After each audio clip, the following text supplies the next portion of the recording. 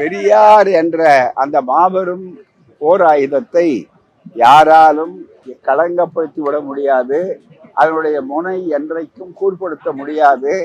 கத்தியோடு அவர்கள் முனையோடு அவர்கள் முனைப்பவர்கள் அவர்களுக்குத்தான் சிக்கல் ஏற்படுமே தவிர பெரியாருக்கு, பெரியார் பிம்பத்திற்கு, பெரியார் புகழுக்கு வராது.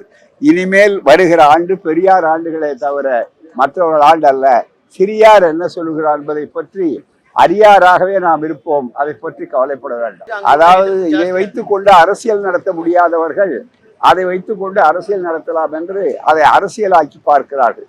தமிழர்கள் அல்லது உண்மையான கன்னட தோழர்கள் யாரும் இதை பெரிதுபடுத்துவதற்கு தயாராக இல்லை. பண்டை தமிழும் தமிழில் மலர்ந்த பன்னிகர் தெலுங்கு துளையமானம் கன்னடம் என்றும் கனிகர் மொழியே என்று போற்றி கொஞ்சம் சொன்னார்.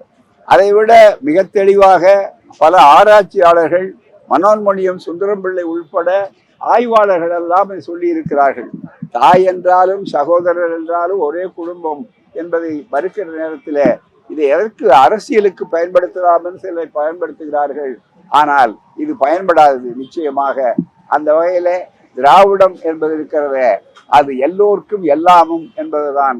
எல்லோரையும் முட்டி விட்டு பார்ப்பதல்ல.